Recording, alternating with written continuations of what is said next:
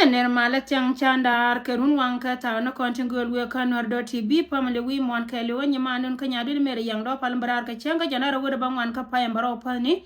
ron ba do dara wude janara wude je ko jen be no min ci tore doran ka juba wi mon kele re doran ka juben walla ka changdar ka changa janara wude bangwan me ci ne do kono chal ka de Uganda kana de South Sudan ci ka to ko me chala da ken dor michal ka yikaje kaje chika teka kur machi nyen kam ne ken mulo go kwa jaw me kwa la barar ka jaga kusha bi ala kore doran ka South Sudan chene di ala konte ka juban go yen bi ateka lengan go kur na cha tera ne do kono chal ka ji Uganda ka ne ji South Sudan jen cha jala ne do kono chal ka yikwar de ni dang rawte la kur Uganda ka ne kur ko la kur de ni South Sudan en go jen cha mala cha jala jen tela mal me de ben kamen entity wa metela ne ti chirom kam ne ken cha mal wi ne da raw cha de lat ka telefon ba chit ka mecha lar ye pan ka ko lar te pan ko na chu jon go wur mi chal ka gan ma se beni te ko wajen gore je be de be re we ka South Sudan de ye da ne lar ye wajen che jen ka dor ka jog dor mi chal ka nim li che ben ja ka ma dor mi chal ka Uganda ka ne dor na no ko la chol nim li la juba ja tar we wa ma la wore we ka South Sudan jen cha ye gol pinye de la de Uganda korna ne cin yen walla cha jalara wajen cheneti janang jok tilade cha be de South Sudan gar jino ba Sudan da kap ka ber jino ba kan ka wodien kan cha kana ga gar Ugandis tin kon chi o ke de Uganda me cha no ngaken mno wajen poinde ka jibbo ni ti kan pegdien kana lara ne de kon chal ke jigwe min kule ben ngar ar barar ka kuine ne kon chal ke cha daran ko jen bi ka te ka ngay gon wajen mi cha mal chala da kaniti daro ti ti chi jana nan kontin gor ka ne je gon wo gan balar je gon wo korna ne chiali wo chi nyenjen chi kor me nyene ne de kon chal ke hiji ga wo ke kuma ma kwale cholo kuma selpa kir ma ya di la ter kori wan dum de wajen ka kan ne de kon chal ke ji kuma karodien ke kuma de na ne chiro de cha no ngaken ken kon chi nyere dor ka je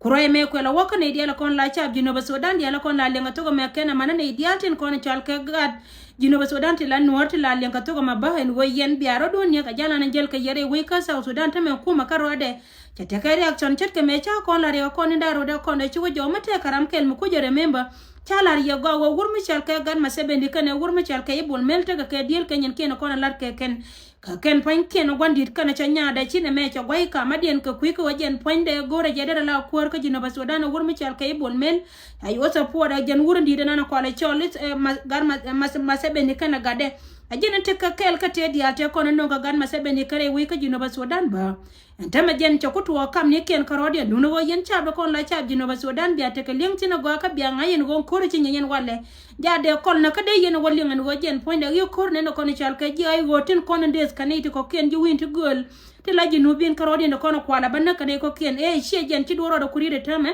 ala wo jen point ne chi ne do kono kwala cholo ji kume te kono chara no kume die no jen chi nyinga jama kine do kono chal ka ji jane gene chara ne la ro wo jen menong ti dia le che ka ken titi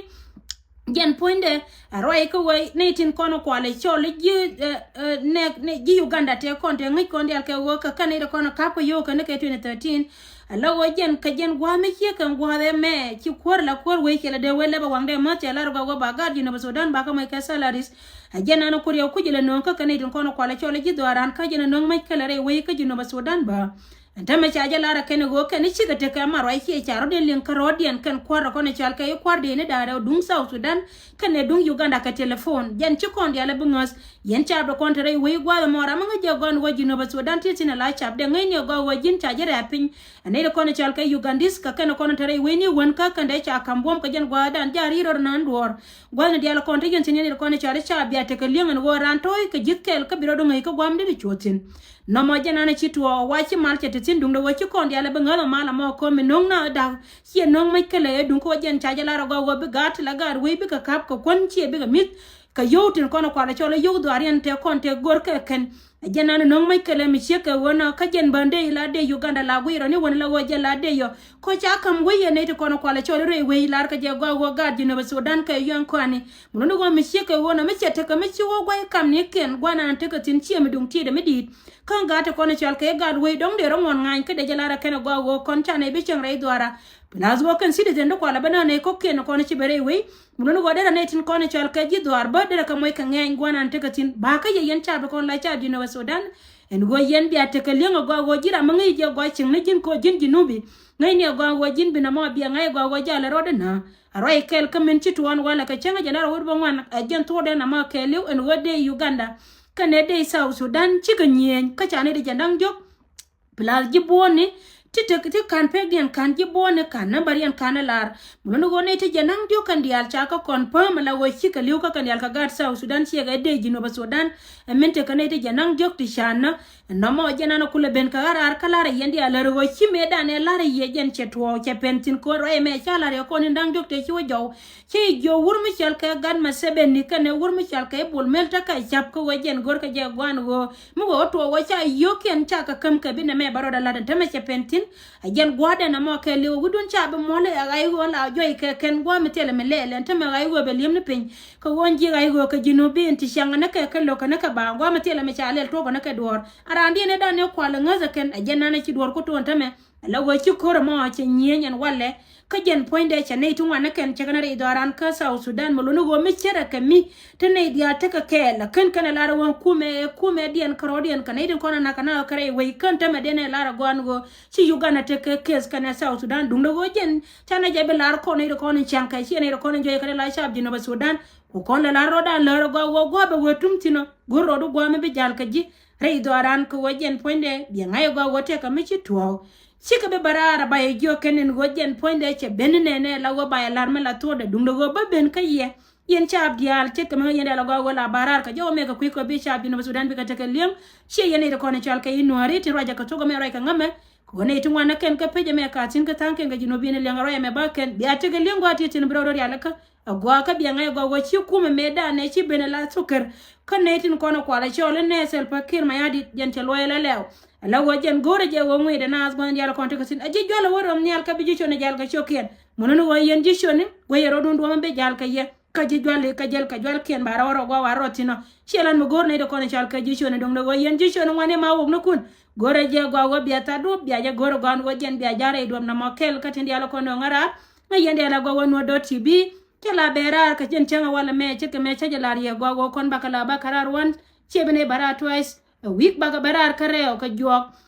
nono wa bang nerar ka mane kana sa ze dundu wana me breaking news mo ka yene tina wi mon ka le ko biate ka liangtin go chire we ka South Sudan chiker kana kolon ken chikelia malono go ntame jen keje cha pika cha ga maskel wa we kai kaje mo jen cha ka gor kana ire ko ne chal ke ji kume kan karodi no kume me chal ke kume wor me di chali yer ma sebe ne kana by president ni wor me chal ke Salva Kiir ma yadi chikerodi nyodo go dung ti dama ajana be ngarara mi shikono rewde me dong di ne ler mo we kana ire ko ne chal ke ji Nairobi ci jawche ben ka netin ko ne chal ke no student union bika te ka ngar ka chenka die ka payem badak pen ron ba do dar wi janara wi de die cha kula lara ken go ba lar chab dialo kontre wi rei do aran go ma go ngara mo ngar mala kan idu kono chal ka ga nori tin kono la student ne she ga tin kono tin gwar cha ga tin panane dialo la ga nore tin tere wi gor ka jakan ba ko promote ci jaw mo che benen wo cha lar ye yene de kontre wi kan idu be wo bia bentin ngara mo ka chenka di goro du yoke kama lero en go chenka die ka payem badak pani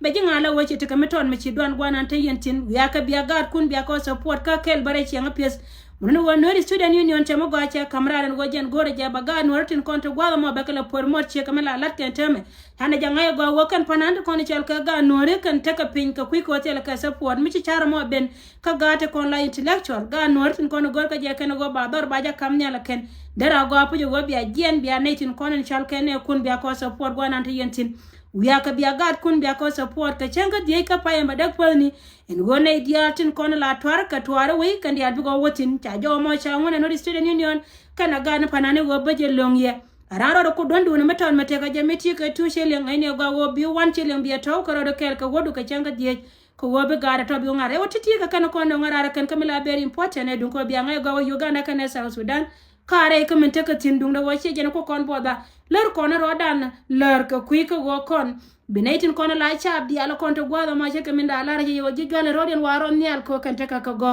dung da go ngai kon dia le go wache na gwa man pale ana chaba chuba tame kan jigale ba dung da go yene de kono la netin kono la jishong ni ma wu no kon dia al gora ka wil baro na ko jen mo we tum tina biata la bia go ti kan kono no ngara na walle